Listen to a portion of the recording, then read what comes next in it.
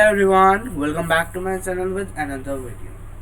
आज की क्लास में हम स्टार्ट कर रहे हैं क्या इंडियन इकोनॉमी के features on the eve of independence. सबसे पहले हम कर रहे हैं क्या प्री कॉलोनियल पीरियड और दूसरा आता है हमारे पास पोस्ट कॉलोनियल पीरियड। ठीक है, actually there are some technical issues, that's why ये हमारा जो है आया नहीं था पहले। हाँ जी, अब स्टार्ट करते हैं अपने चैप्टर की सेकेंड वीडियो की ओर। प्री कॉलोनियल पीरियड एग्रीकल्चर जो था वो क्या था। सबसे पहला पॉइंट हमारे पास फीचर में क्या आ रहा है, प्री कॉलोनियल में एग्रीकल्चर जो था वो मेन सोर्स था एम्प्लॉयमेंट और लिविंग का। सिर्फ उन क्रॉप्स को ग्रो किया जाता था जो कि यूज़ किए जाते थे सेल्फ कंजम्पशन के लिए, ताकि उनको हम एक्सचेंज कर सके दूसरों के साथ। इंडिया जो था वो फेमस था हैंडीक्राफ्ट इंडस्ट्री के लिए। यहाँ पर जो एशिया और यूरोप में हम इंजॉय करते थे क्या, एक्सटेंसिव ट्रेड को। इंडिया जो थी वो क्या थी, इंडिपेंडेंट थी, सेल्फ रिलायंट थी और प्रॉस्पर इकोनॉमी थी। पहले कहते थे सोने वाली इकोनॉमी, सोना थी हमारी इंडिया, लेकिन ब्रिटिश वालों ने सारा का सारा सत्यानाश मार दिया हमारी इंडिया का। चैप्टर का नाम ही यही है कि इंडिपेंडेंस में हमारी इकोनॉमी कैसी थी इंडिया की, वही पढ़ रहे हैं हम। सारा का सारा नाश किसने मारा, ब्रिटिश ने। अब आया पोस्ट कॉलोनियल पीरियड, इसको अच्छे से समझना क्योंकि यहीं से मोस्ट ऑफ द क्वेश्चंस आपके बन के आते हैं।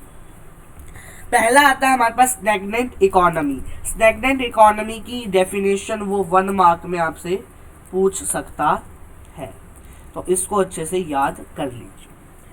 क्या है स्टैग्नेंट इकोनॉमी की डेफिनेशन? एक ऐसी इकोनॉमी जहां पर बहुत ही कम और यहाँ पर कोई ग्रोथ या फिर बहुत ही स्लो ग्रोथ होती हो in the path of its development. एक ऐसी इकोनॉमी जहां पर बहुत कम ग्रोथ या होती नहीं थी, वो डेवलपमेंट थी स्टैग्नेंट इकोनॉमी। ग्रोथ रेट जो था हमारा कहां पर 1860 टू 1945 वो कितना था, 0.5 पर एनम था। और 1925 टू 1950 0.1 पर एनम था। आप देख सकते हैं कितना कम था यहाँ पर इकोनॉमी का ग्रोथ रेट। क्या, इकोनॉमी का ग्रोथ रेट। ओके, हाँ जी।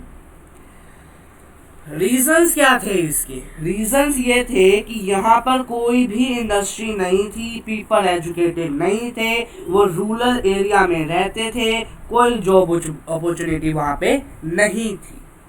इम्पैक्ट्स क्या पड़े प्री कॉलोनियल पीरियड की स्टैग्नेंट इकोनॉमी के अंदर, कि वो जो पीपल्स थे इस इकोनॉमी के अंदर वो पुअर्टी के अंदर अपनी लाइफ को जीते थे।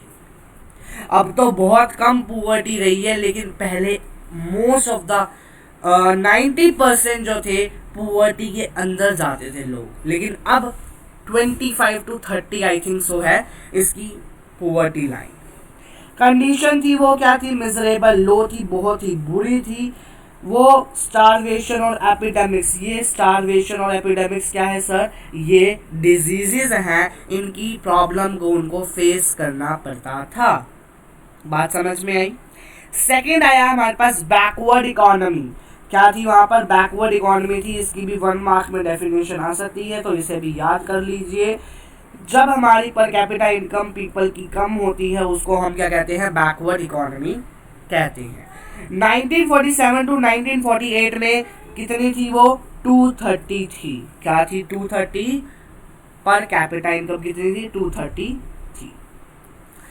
बल्क में होते थे पुअर पीपल्स, बल्क में होते थे क्या, पुअर पीपल्स। बहुत ही पुअर पीपल होते थे जो कि जिनके पास ना ही फूड होता था, ना ही क्लोथिंग होती थी, ना ही कोई शेल्टर होता था। शेल्टर यानी कि घर नहीं होता था उनके पास। थर्ड आया एग्रीकल्चरल बैकवर्डनेस। थर्ड क्या आया हमारे पास, एग्रीकल्चरल बैकवर्डनेस। 72% पॉपुलेशन जो थी वो क्या थी, एम्प्लॉयड थी, लेकिन 50% जो थी वो क्या थी, कंट्रीब्यूशन करती थी जीडीपी को, जो कि बैकवर्डनेस को शो करती थी। 72% पॉपुलेशन क्या थी, एम्प्लॉयड थी, लेकिन 50% कंट्रीब्यूट करती थी किसको, जीडीपी को, जो कि बैकवर्डनेस शो करती थी। प्रोडक्शन यानी प्रोडक्टिविटी जो थी वो बहुत ही कम थी, मतलब output per hectare of land भी बहुत ही कम था, जिससे अगर कोई प्रोडक्शन नहीं हो रही है तो फूड ग्रेन की जो प्रोडक्शन थी वो क्या थी, सबसिस्टेंस थी, बहुत ही कम थी और बहुत ही लिमिटेड थी। तो एग्रीकल्चर बैकवर्डनेस समझ आया। फिर आया industrial backwardness, lack of basic and heavy industries थी, यहाँ पे बहुत ही कम बेसिक और हैवी इंडस्ट्रीज थी, कोई प्रोडक्शन नहीं होती थी मशीन्स की, सारा का सारा इंपोर्ट्स के ऊपर डिपेंडेंट था जो कि ब्रिटेन से आता था, क्योंकि ब्रिटिश गवर्नमेंट इंडिया की गवर्नमेंट के ऊपर राज कर रही थी। फिर आया रैम्पेंट पुअर्टी। रैम्पेंट पुअर्टी में क्या है कि बल्क क्या होता है, बहुत सारे, जैसे बल्क मैंने कह दिया 100 पीपल हो गए, वैसे तो 1000 ऑफ पीपल थे, तो बल्क में जो पॉपुलेशन थी वो क्या थी, गरीब थी, पुअर थी, और जिनके पास 2 square of meal a day, मतलब 2 वक्त की रोटी भी उनके पास नहीं थी, 2 वक्त की रोटी भी वो नहीं खा सकते थे, अफोर्ड नहीं कर सकते थे। क्यों नहीं कर सकते थे, क्योंकि उनके पास अनएम्प्लॉयमेंट थी, क्या थी, वाइड स्प्रेड अनएम्प्लॉयमेंट थी और इलिटरेसी थी। Again I am facing some problem regarding this setup because बेटा सच बताऊं तो ये another setup method है, पहले दूसरे वे में रिकॉर्ड होती थी, अब दूसरे वे में रिकॉर्ड हो रही है। जैसे कि आपको पता भी चल रहा है कि स्क्रीन थोड़ी छोटी हो गई है पढ़ने वाली, नीचे आपको दिख रहा है इकोनॉमिक क्लासेस चल रहा है by Sujal Dureja, study by study room चल रहा है, पीछे बैकग्राउंड इमेज है एक, तो इस वे में जो है हम इसको भी स्टडी कर रहे हैं, तो इसलिए थोड़ा सा इसमें दिक्कत हो रही है। तो अब बात आई किस चीज़ की, आगे चले तो आगे हमारे पास यही आखिरी है जो आपके स्क्रीन के ऊपर आ चुके हैं। 6th क्या है, पुअर इंफ्रास्ट्रक्चर था। ये इसमें क्या इंक्लूड करता था, ये ट्रांसपोर्ट, कम्युनिकेशन, पावर जनरेशन, ये इंक्लूड करता था। बहुत कम था यहाँ पे इंफ्रास्ट्रक्चर, ट्रांसपोर्ट बहुत गंदा था, कम्युनिकेशन बहुत गंदा था, पावर जनरेशन 1948 के अंदर सिर्फ 2100 मेगावाट थी, सिर्फ power generation capacity 21 megawatt per annum थी आपकी, मेगावाट थी। जबकि अगर यहाँ पर अब 2021 में अगर लाइट हल्के से भी चली जाए ना, सारे तबाही मचा देते हैं। लेकिन पहले क्या थी, 2100 मेगावाट थी, अब कितनी है, 3 लाख से ऊपर मेगावाट जा चुकी है पावर जनरेशन कैपेसिटी। इन्होंने रेलवे लेंथ बिछाई थी 53 किलोमीटर अप्रोक्स, वो भी सिर्फ अपने फायदे के लिए, जहां से वो इंपोर्ट और एक्सपोर्ट करते थे, कौन, ब्रिटिश गवर्नमेंट। रोड बनाया था इन्होंने 155,000 किलोमीटर का, ठीक है। हैवी डिपेंडेंस से हम इंपोर्ट्स के ऊपर, यहाँ तक कि जो हमारे डिफेंस के इक्विपमेंट से उनको भी हम बाहर से मंगवाते थे, ब्रिटिश गवर्नमेंट से मंगवाते थे, सारी की सारी इंफॉर्मेशन इनके पास हमारी होती थी। मशीन्स वो हम यहाँ से मंगवाते थे, आर्म्ड फोर्सेस यानी कि डिफेंस इक्विपमेंट जो थे वो भी हम इधर से मंगवाते थे। कंज्यूमिंग के लिए जो गुड्स होते थे जैसे कि serving machine, kerosene oil, bicycle, जो भी लेना आपको भाई साहब वहाँ जाना पड़ेगा, वहाँ से इम्पोर्ट कराओ, ठीक है। 8 पॉइंट आया लिमिटेड अर्बनाइजेशन, 14% अर्बन पीपल थे और 86% रूरल पीपल थे। इवन यहाँ पर कोई एम्प्लॉयमेंट अपॉर्चुनिटी नहीं थी, इसीलिए यहाँ पर ये 14% अर्बन थे और 86% पीपल रूरल एरिया में रहते थे।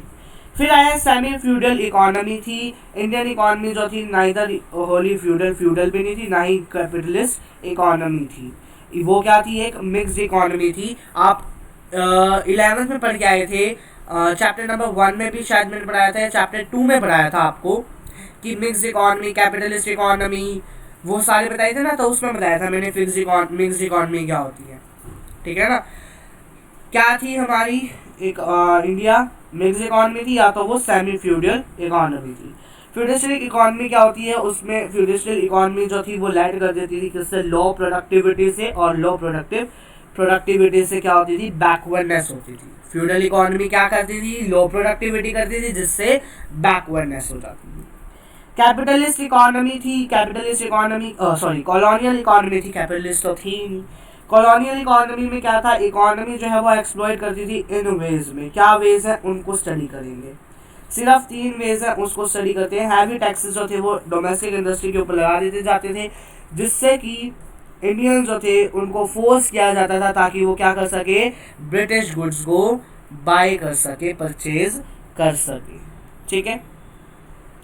आगे चले तो आगे हमारे पास क्या है, ये last topic of this chapter, नहीं चैप्टर का लास्ट टॉपिक नहीं है, इस वीडियो का लास्ट टॉपिक। पहला पॉइंट आपको समझ आया, हैवी टैक्सेस लगाए जाते थे डोमेस्टिक इंडस्ट्री जो कि फोर्स की जाती थी इंडियंस को, ताकि वो ब्रिटिश गुड्स को बाय कर सके। एक्सपोर्ट्स जो थे वो किसके बने होते थे, रॉ मटेरियल के इंडिया से, जो कि टोटली क्या था, ड्यूटी फ्री थे, जिससे कि क्या रिजल्ट हुआ कि यहाँ पर नेचुरल रिसोर्सेज के अंदर क्या गया, डिप्लीशन आ गया इंडिया के अंदर। एट्रोसिटीज़ जो थी वो कमिटेड की जाती थी इंडियन आर्टिशियंस के ऊपर, ताकि वो फोर्स कर सके अपने कोटेज को, इंडिया के जो कोटेज थे उनको क्लोज करने के लिए, इंडस्ट्रीज़ को क्लोज करने के लिए, जिससे कि इंडियन हैंडीक्राफ्ट्स के अंदर क्या आया, डिस्ट्रक्शन आ गया। जबकि इंडिया जो थी वो क्या थी, फेमस थी इंडियन हैंडीक्राफ्ट्स के लिए। यहाँ पर कुछ कोर पॉइंट्स हैं, उनको स्टडी करते हैं, जो कि कोर पॉइंट्स जो थे जो इंडिकेट करते हैं कि क्या पोजीशन थी हमारी इकोनॉमी की on the eve of independence, यानी कि जब हमारा देश आज़ाद हुआ था तब क्या पोजीशन थी। स्टेट ऑफ एग्रीकल्चर सेक्टर था, डेमोक्रेटिक ग्राफिक प्रोफाइल थी कंट्री की। जो स्टेट था इंडस्ट्रियल सेक्टर का, उसकी क्या पोजीशन थी, ऑक्यूपेशन स्ट्रक्चर था, state of India's foreign trade था, ऑक्यूपेशनल स्ट्रक्चर था, स्टेट थी किसकी, इंडियन फॉरेन ट्रेड की, जो थी वो क्या पोजीशन थी इंडियंस फॉरेन ट्रेड की। इकोनॉमिक और सोशल इंफ्रास्ट्रक्चर इस पे था, सॉरी। तो नेक्स्ट वीडियो में हम करेंगे क्या, agriculture sector on the eve of independence. मिलते हैं आपसे जल्दी नेक्स्ट वीडियो में, तब तक के लिए bye bye, thanks for watching this video, stay healthy, stay safe at home, bye bye everyone.